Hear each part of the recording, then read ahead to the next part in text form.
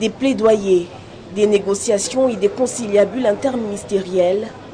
Le séminaire gouvernemental devait permettre ce mardi de sortir les grandes lignes d'action du gouvernement pour les derniers mois de l'année 2012.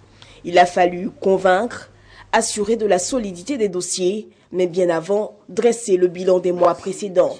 Sur ce sujet, bon point pour les finances publiques, où indique-t-on les objectifs quantitatifs du programme économique et financier de l'État ont été atteints.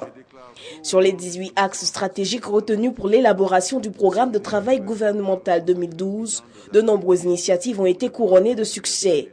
À l'exemple de la réhabilitation d'infrastructures importantes existantes, de la mise en œuvre de la gratuité ciblée des soins, du démarrage des travaux du centre de médecine nucléaire ou encore du renforcement de la coopération internationale et de l'intégration sous-régionale. Tout en se félicitant de l'état de mise en œuvre satisfaisant de son programme de travail, en dépit des contraintes et des difficultés observées, le gouvernement a proposé des mesures pour l'optimisation de celui-ci.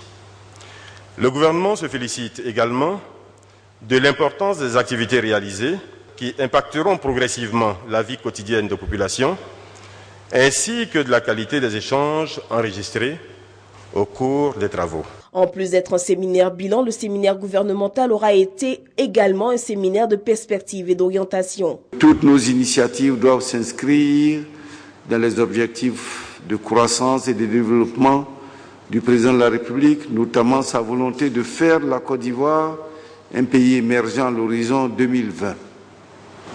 Il est tout aussi impérieux de nous maintenir dans une dynamique d'action et d'anticipation visant à multiplier sur le terrain les mesures concrètes et actions de développement pour la transformation qualitative de notre société.